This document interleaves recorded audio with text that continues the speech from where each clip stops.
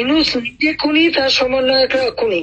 আমি যে কথাগুলি বলি রাখো, তোমরা রেকর্ড করে রাখো, তোমার প্রতারক, আমার আপত্তি নেই। জি দাদা, জি আপা, পারমিশন দিচ্ছি। জি আপা, থ্যাংক ইউ। ডিজাইন করে সে মানুষ হত্যা করে মানুষের লাশের উপর পা দিয়ে সংবিধান লঙ্ঘন করে অবৈধভাবে তারা ক্ষমতা আসছে। মানে এদের অত্যাচারে সারা দেশ জর্জরিত। এদের কৃষক, শ্রমিক, কত শ্রমিক বেকার হয়ে গেছে। শ্রমিক আন্দোলন করছে, সাথে সাথে গুলি করে দুজনকে মেরে ফেললো গার্মেন্ট শ্রমিক। তোমার চাকরির বয়স নিয়ে আন্দোলন করে যমুনার সামনে যাওয়ার সাথে গুলি করলে একজন মারা গেল, তাদেরকে পিঠে তাদেরকে উঠাই দিল। ওই 7ই জুলাই থেকে এই ছাত্ররা যখন আন্দোলন করে 14 জুলাই পর্যন্ত অগ্নিসংযোগ এগুলি না হওয়া পর্যন্ত কারো গায়ে একটা টোকাও পড়েনি। ইচ্ছা মতো সব আসছে বসছে, আমরা তো কিচ্ছু করতে দেয়নি। পুলিশের কাছে কোনো মেটাল বুলেট ছিল না, পুলিশের কাছে কোনো মেটাল বুলেট ছিল না। নির্দেশ দিয়েছে কোনো গুলি করবে না। পুলিশ ব্যারিকেড ইচ্ছা মতো আন্দোলন করছে। আমরা তো শুরু থেকে তো অনেক কিছু করা যেত, আমরা তো করিনি কিছু। কারণ আমি বলছিলাম যেটা তো কোটা তো ছিলই না। 11 জুলাই থেকে তো কোটা স্থগিত হয়ে গেছে, কোটা তো আমি বাতিল করে দিয়েছি, আর কোটা আমরা নিয়ে গেছি। যেখানে কোটাই নাই, তা আন্দোলনটা কিসের জন্য ছিল? তারপরে আমাদের মন্ত্রীরা বসলো, তাদের সাথে সব দাবি মানা হলো। দাবি মানার পরে আবার এক দফা তবে সেক্ষেত্রে খুন করো, এই তো আকাঙ্ক্ষা ছিল আমাকে হত্যা করা। আপনাকে হত্যা করা মানে বাংলাদেশকে হত্যা করা, ওরা তো হত্যা মামলা। আবার হত্যা মামলা দিয়ে আবার এখন বলে গণহত্যার বিচার হবে। গণহত্যার বিচার আমার না, গণহত্যার বিচার হবে ইনুসের।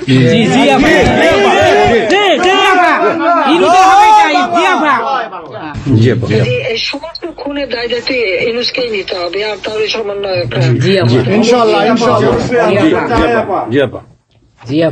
সে যে হত্যার সঙ্গে জড়িত প্রমাণ পাওয়াই যায়।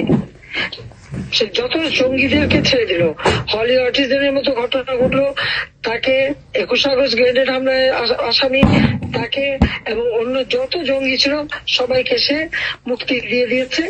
কারণ এই জঙ্গিদের সাথে তার একটা যুক্ত ছিল, তার একটা সংযোগ ছিল। কাজে বাংলাদেশটাকে সে একটা জঙ্গির দেশ হিসেবে পরিণত করতেছে। আজকে সাধারণ মানুষের অবস্থাটা কি দেখো, সাধারণ মানুষ আজকে খেতে পায় না, পড়তে পায় না। আমি সব কি আসতে মানুষ তো এখন বলে যে আগের সরকারই ভালো ছিল, শেখ হাসিনার সরকারই ভালো ছিল। 8,97,000 কোটি টাকার বাজেট, কয়লা কেনা, এলএনজি কেনা, ডিজেল পেট্রোল কেনা, খাবার সবকিছু ব্যবস্থা করা, সারের জন্য সার কেনার সব ব্যবস্থা করে আসছে।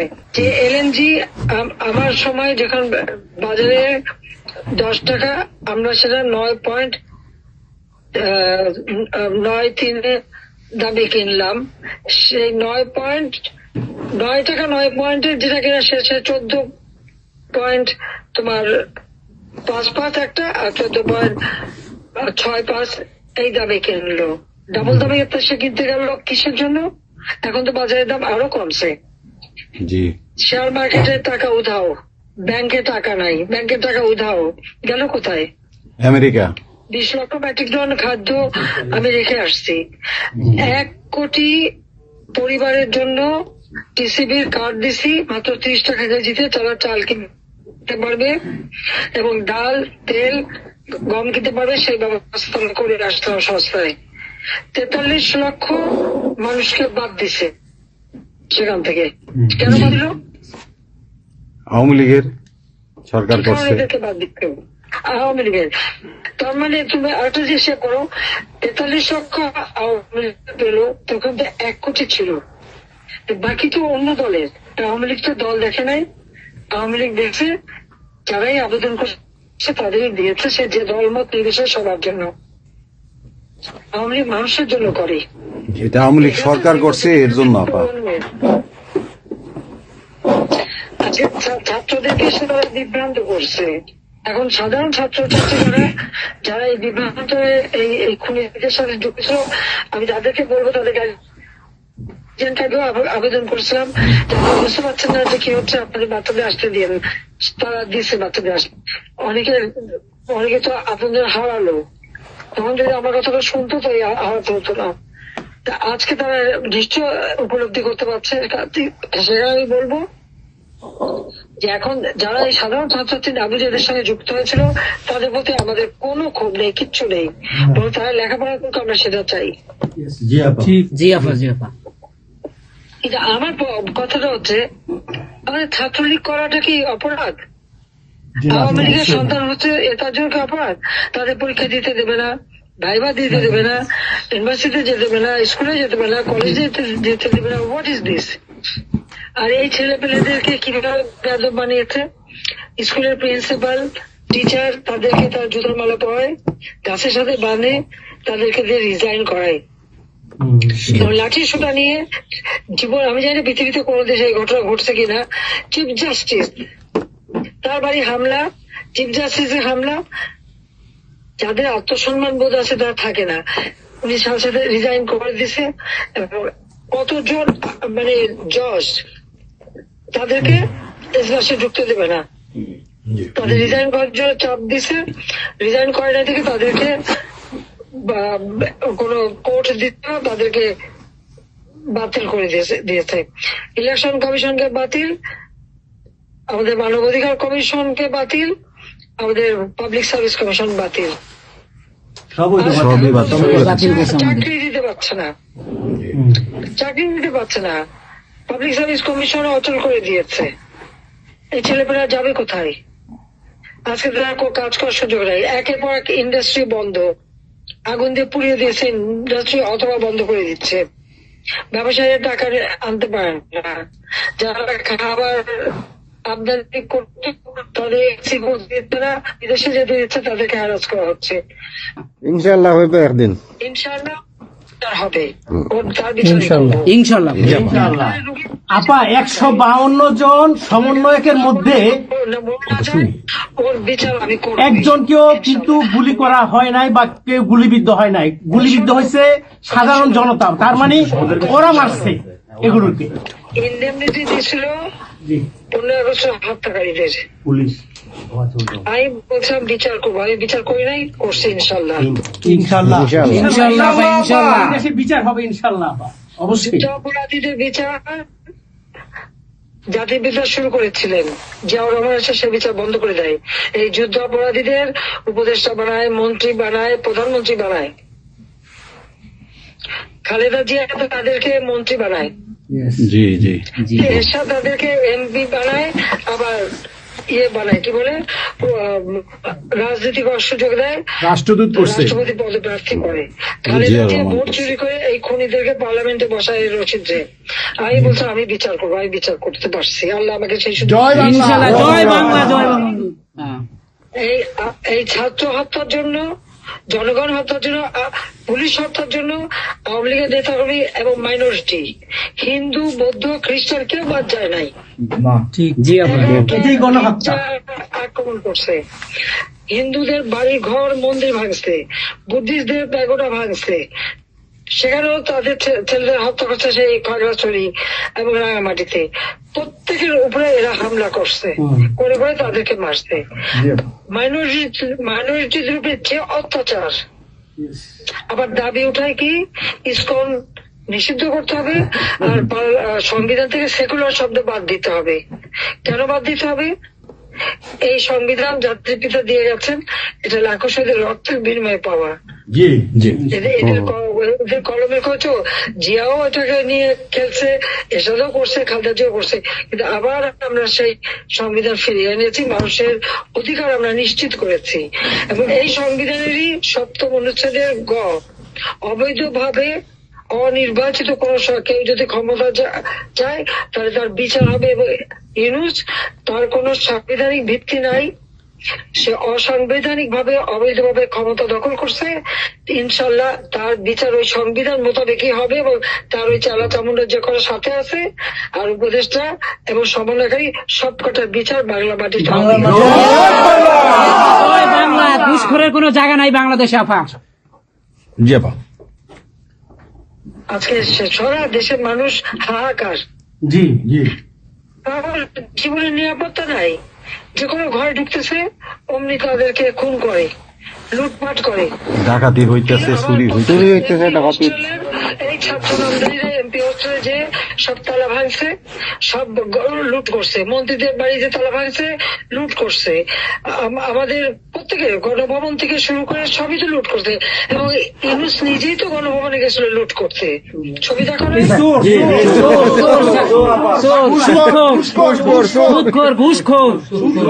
আপা আপনি গোপালগঞ্জে চলে আসেন, কোনো সমস্যা নাই, আমরা আছি আপনার সাথে। সবাই যাবো, ইউরোপ আমেরিকা থেকে সবাই আমরা যাবো। আমরা গোপালগঞ্জে কথা শুনি, কথা শুনি। বাংলাদেশে ইনশাআল্লাহ। আমরা স্বেচ্ছায় কারাবরণ করবো দরকার হয়। জি আপা, হ্যাঁ জি আপা বলেন প্লিজ। ওই আগুন দিয়ে পোড়ানোর পরে যেটুকু অবশিষ্ট ছিল সেটা লুট করতে গেছিল, কাজে ওটা তো চোর, জি বড় চোর, বড় চোর। সুদখোর সুদখোর। ঠক। জি আপা। আপা, আবার বিচার করবে আমাদের। আপা, আচ্ছা আমি ও বিচার করবে জনতা। Yes, yes, আপা। জনতা তো করবেই, আমরা নিজেরা করবো আপা, ফাঁসি চাই না, নিজের হাতে আমরা করবো। দৃষ্টান্তমূলক ফাঁসি চাই, যেটা জনগণ দেখবে ওই ফাঁসি চাই। যার যার বাড়ি ঘর পড়াইছে করছে,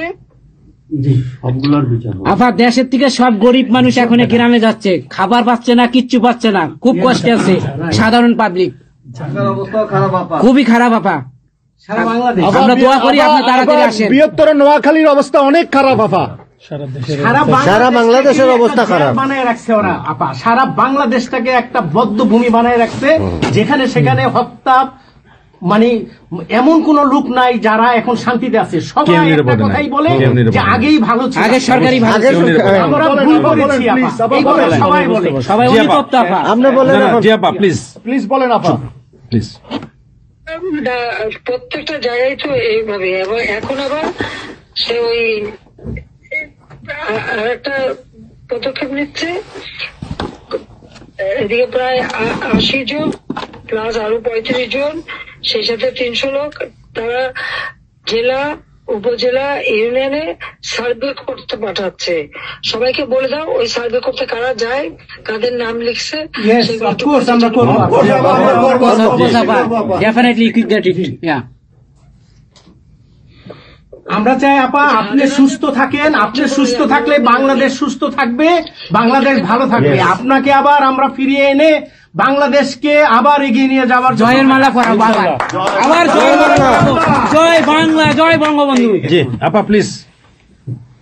আমরা তোমাদের যে দেশে আছো সেই দেশে স্যার, ডেনমার্ক আমেরিকা সবাই এখানে আছি আপা, ডেনমার্ক আমেরিকা সবাই আছি। আপা আপনি এখন আমাদের কিছু নির্দেশনা দেন, নির্দেশনা। আমরা প্রবাসী থেকে কি করতে পারি, হ্যাঁ, এবং বাংলাদেশে আমাদের যে ফ্যামিলি আছে, আত্মীয় স্বজন আছে, আমাদের যে বিভিন্ন দলের নেতৃবৃন্দরা আছে, আমরা কিন্তু অর্থনৈতিক থেকে বিভিন্ন ভাবে সহযোগিতা করতেছি, যার যেভাবে পারি আমরা। প্রবাসীরা করতেছে আপা। বাকিটা আপা আপনি নির্দেশনা দেন, আপনার নির্দেশনার মতো আমরা কাজ করবো বাংলাদেশে এবং প্রবাসে। তোমাদের যেটা করতে হবে, একটা হচ্ছে তোমরা যে দেশে আছো সেই দেশের আইন কানুন মেনে জি ওখানকার যারা নির্বাচিত প্রতিনিধি বা সরকার বা যে বিভিন্ন মানবাধিকার সংস্থা, তারপরে 165 জন সাংবাদিকের জি চাকরি নাই, জি তাদের অ্যাক্রেডিটেশন কার্ড বাতিল করে দিছে। 106 জন সাংবাদিকের বিরুদ্ধে হত্যা মামলা দিছে এবং আমাদের কতজনকে গ্রেপ্তার করে জেলে ঢুকাইছে, মানবিত জীবন যাপন করছে। জি সাংস্কৃতিক কাজ করতে পারে না, ব্যান্ড শোরা ব্যান্ড কোন অনুষ্ঠান করতে পারে না, পাকিস্তান থেকে ব্যান্ড শো এনে করায়, অথচ আমাদের দেশে ব্যান্ড শো যারা তারা এখন কাজ পায় না। এরা আবার এদের সাথেই ছিল, তারাও লাল রং লাগাইছিল, এখন আর তাদের পাত্তা নাই, তারাও কাজ পায় না। স্বীকৃতি কর্মকাণ্ড বন্ধ, সমস্ত সামাজিক নিরাপত্তা, যত গরিব মানুষ আমরা বয়স্ক ভাতা, বিধবা ভাতা, মুক্তিযোদ্ধা ভাতা যা যা দিয়েছিলাম সেগুলি সব বন্ধ করে দিয়ে সেটাকে মেরে খেয়ে গেছে। এমনকি মানে সারা দেশটাকে একটা লুটের রাজত্ব, খুনের রাজত্ব সৃষ্টি করছে। এই বিষয়টা যে মানবাধিকার লঙ্ঘন, সাংবাদিকদের উপরে নির্যাতন, সাংবাদিকদের অত্যাচার করা, মহিলা সাংবাদিকদের যেভাবে অপমান করছে, এই বিষয়গুলি জনমত তোমাদের তৈরি করতে পারে আন্তর্জাতিক পর্যায়ে। ইংলিশের যে বিভৎস চেহারাটা, ওইটাই আজকে মানুষের কাছে স্পষ্ট হয়ে গেছে। একটা রাষ্ট্র চালাতে সে টোটালি ব্যর্থ। জি এই জিনিসগুলি কি আপা আপা আমি একটা বলি, ইউনূস সাহেব রাখছে 4টা টোকাই রাখছে সাথে, 4টা টোকাই রাখছে। আর আপনি চিন্তা করেন না, বাংলাদেশে গৃহযুদ্ধ হবে তখন আপনাকে দেখবে। এটা তোমাদের করতে হবে। ইউতে ইউরোপিয়ান ইউনিয়নে যেখানে তোমার ওখানকার পার্লামেন্টে যেখানে আসো, সব জায়গায় এই জনমত তৈরি করতে হবে। Yes, আমরা করবো। সন্ত্রাসের রাষ্ট্রে পরিণত করছে বা মানুষ খুন করছে, আজকে খুন করছে। আজকে তুমি জানো মতলবে আমাদের মোহাম্মদ হোসেন মায়ের বাড়িতে আগুন দিয়েছে।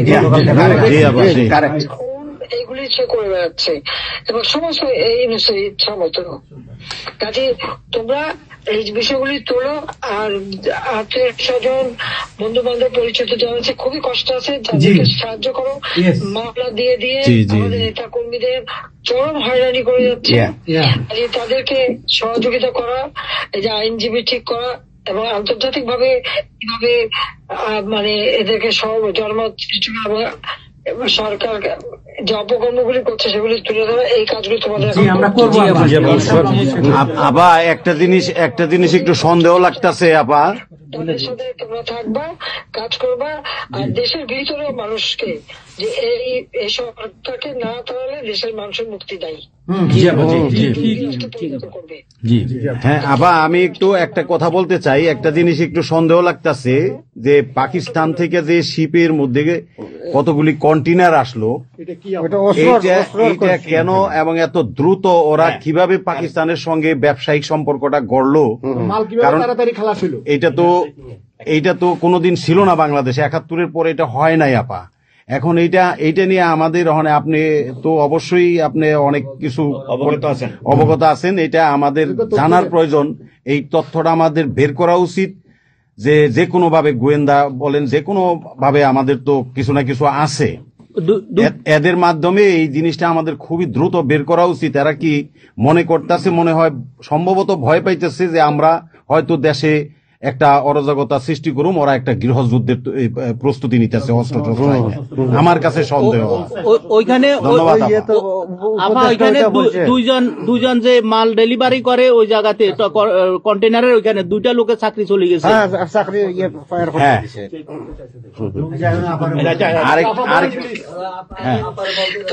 দেখতে চাই যে স্ক্যান করতে চেয়েছে, দেয় নাই।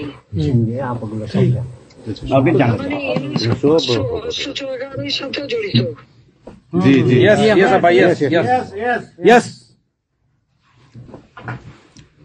আপা এই দেশটাকে তো ওরা আবার সেই পাকিস্তানের পর্যায়ে নিয়ে গেছে, আমাদের এই দেশটাকে আবার উদ্ধার করতে হবে ইনশাল্লাহ। এজন্য আমাদের যা করতে হবে প্রবাসে এবং দেশে। আপা আমরা যারা বাহিরে আছি আপা, আমরা প্রয়োজনে দেশে গিয়ে আবার ওই মুক্তিযুদ্ধ আমরা দেখি নাই 71-এ, আমরা নতুন মুক্তিযুদ্ধে আমরা অংশ নিব আপা ইনশাল্লাহ।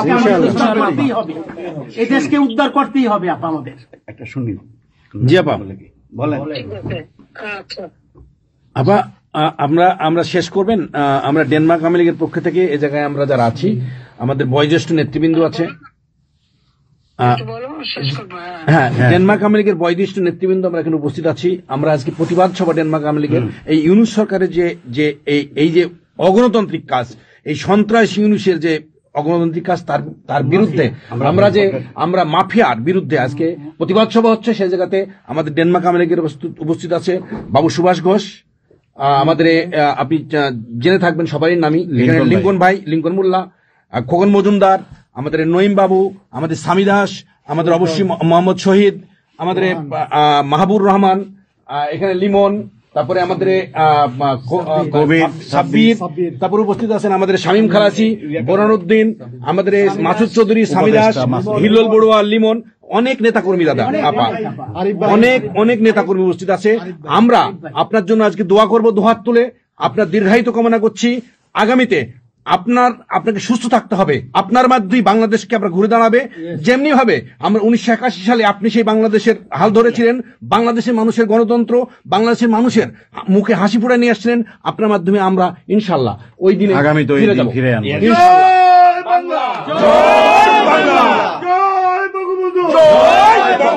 শেখ হাসিনার সরকার বারবার দরকার, শেখ হাসিনার ভয় নাই, রাজপথ ছাড়ি নাই, শেখ হাসিনার সরকার বারবার দরকার, শেখ হাসিনার সরকার বারবার দরকার। আপা আপনি একটা ঠিক করে শুনুন। বলুন। জি আপা, বলেন প্লিজ, বলেন প্লিজ। বলেন। আপনি তো বিজি এমনিও। জি হ্যাঁ আপা, আরেকটা জিনিস আমি জিজ্ঞেস করি আপনাকে, এত বড় একটা ঘটনা আপা আমাদের উপর ঘটে গেল, আপা আমার আমাদের গোয়েন্দারা কি করছে আপা? এই প্রশ্নের অ্যান্সার আবার দিয়েন না। আমাদের সাংগঠনিক অ্যান্সার যেটা হয়েছে, আমরা যেহেতু রেকর্ড করেছি এই অনুষ্ঠানটা, সেই এই পর্যন্তই থাক, আমাদের মনে বলে ভালো। এই পর্যন্ত আপনারা শেষ করছি। আপনাকে আবার ধন্যবাদ, আপনার জন্য দোয়া করছি, আপনার দীর্ঘায়িত কামনা করছি। আপা আপনি শেষ করুন, সাংগঠনিক নির্দেশনা দেন, আপনি শেষ করুন আপা, তারপরে আমরা শেষ। জি আপা, আমরা শেষ করছি। হ্যাঁ, রেকর্ডিং বন্ধ। ধন্যবাদ। রেকর্ডিং বন্ধ করুন, সব রেকর্ডিং বন্ধ করুন, সবাই রেকর্ডিং বন্ধ করুন, সবাই বন্ধ করুন। হ্যাঁ, এই রেকর্ডিং বন্ধ করুন, রেকর্ডিং বন্ধ করুন, রেকর্ডিং বন্ধ করেন, রেকর্ডিং বন্ধ করেন।